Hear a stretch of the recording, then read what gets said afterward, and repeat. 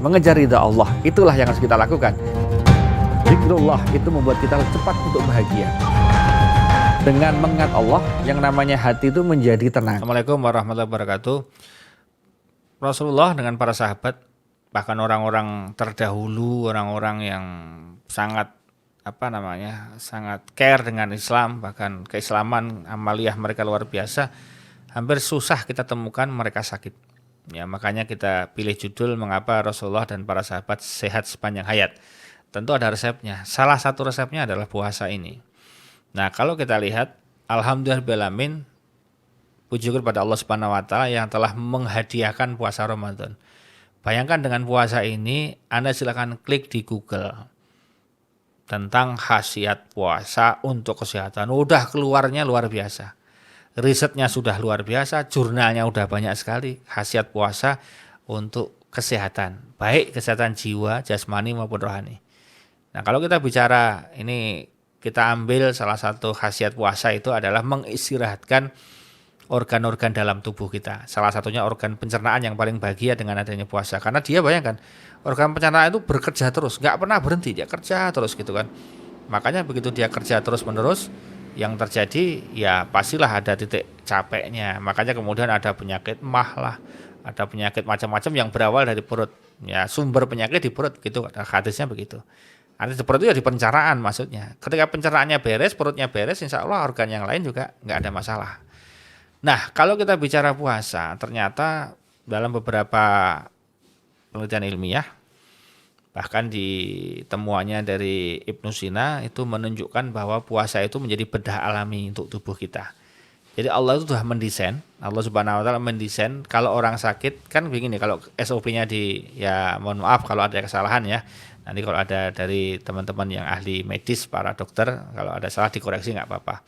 Jadi biasanya kalau ada orang sakit, misalnya ditanya sakit apa gitu kan, kemudian ada nyeri di sini gitu kan, maka kemudian dikasih obat.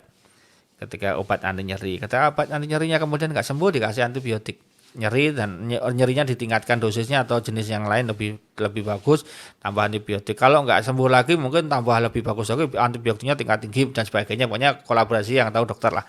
Singkat cerita, kalau tetap diobati itu nggak mempan, maka harus ada prosedur, biasanya sih dilihat, maka ada rongsen. Kalau di rongsen nggak kelihatan, maka kemudian baru dilakukan mungkin USG. Kalau di USG nanti nggak kelihatan, mungkin ada endoskopi, ada biopsi dan sebagainya. Nah, ujung pangkalnya biasanya adalah tindakan operasi.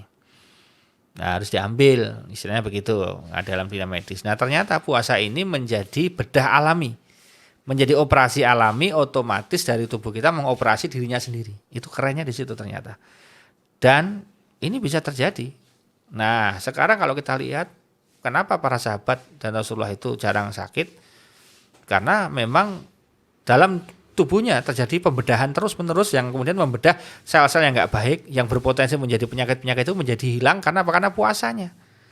Nah, cuma puasa mereka itu puasa yang tidak seperti kita tok, yang puasa wajib kayak gini tok, enggak. Dari pola makannya dijaga, kemudian mereka konsumsi.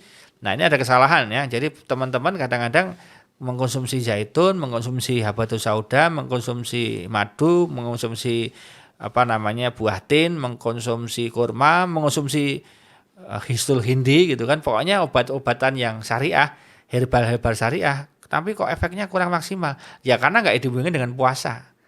Yang orang luar nyebutnya diet gitu ya. Tapi kita kan sebetulnya puasa itu bukan diet ya, puasa itu ya membatasi. Nah, kita lihat puasanya para sahabat dan Rasulullah dan para sahabat, ternyata puasanya itu hampir sepanjang hidup puasa. Ya begini. Jadi ketika Ramadan begini nih, kan puasa nih 30 hari full puasa, 29 atau 30 hari tergantung pas hitungannya. Anggaplah 30 hari dia puasa di bulan Ramadan. Setelah Ramadan usai hanya off sehari.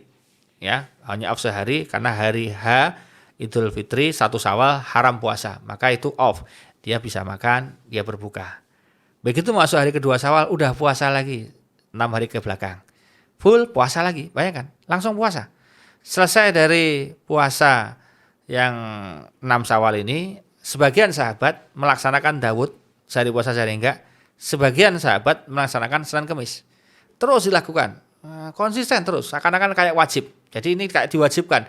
Senin Kemisnya diwajibkan, Daudnya diwajibkan. Nah, nanti kalau dia ketemu sama baru berhenti lagi kalau ketemu nanti dengan hari H Idul Adha, yaitu adalah dia hari nahar. Itu haram, nggak boleh. Tambah 3 hari tasyrik. Jadi dia off hanya 4 hari.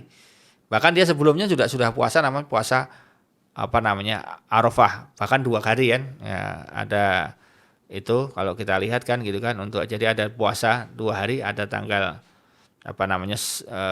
kalau dilihat dari sisi ini kan ada H-1 dan H-2 ya.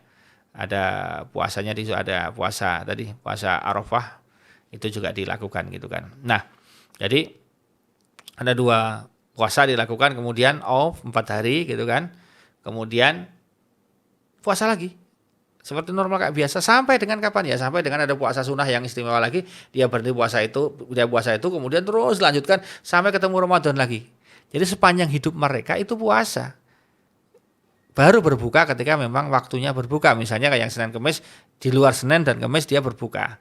Yang Daud di luar pas jadwalnya Daud dia berbuka.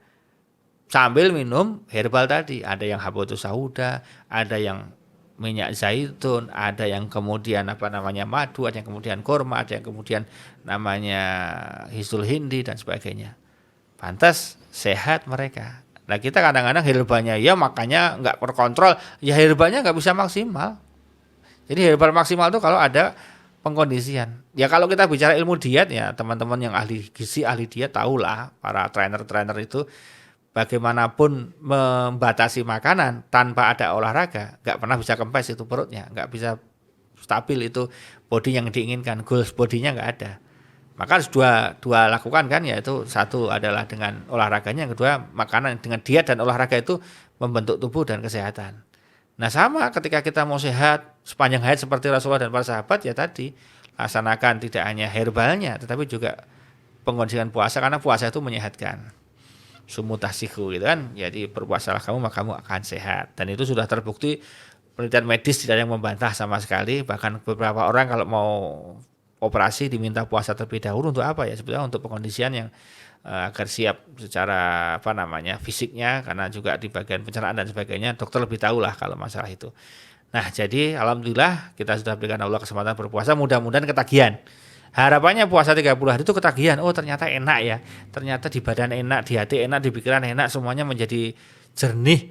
Wah kalau begitu aku terus saja lah. Maka sampai beberapa sahabat itu ada nggak yang lebih hebat dari puasa Daud, karena dia mau puasa terus sepanjang hayatnya. Kata Rasulullah nggak bisa, nggak boleh, terbaik, terbagus kalau untuk sunnah ya puasa Daud, nggak ada yang lebih tinggi dari Daud. Makanya monggo yang mau puasa sepanjang hayat jangan, tapi lakukan Daud aja. Yang nggak kuat Daud bisa Senin Kemis, ya itu dilakukan. Insya Allah dengan kita menjaga diri kita dengan berpuasa baik wajib dan sunnah, kemudian mengkonsumsi herbal syariah, insya Allah akan sehat hingga akhir hayat. Amin. Demikian, terima kasih. Assalamualaikum warahmatullahi wabarakatuh. Mengejar ridha Allah, itulah yang harus kita lakukan. Zikrullah itu membuat kita cepat untuk bahagia. Dengan mengingat Allah, yang namanya hati itu menjadi tenang.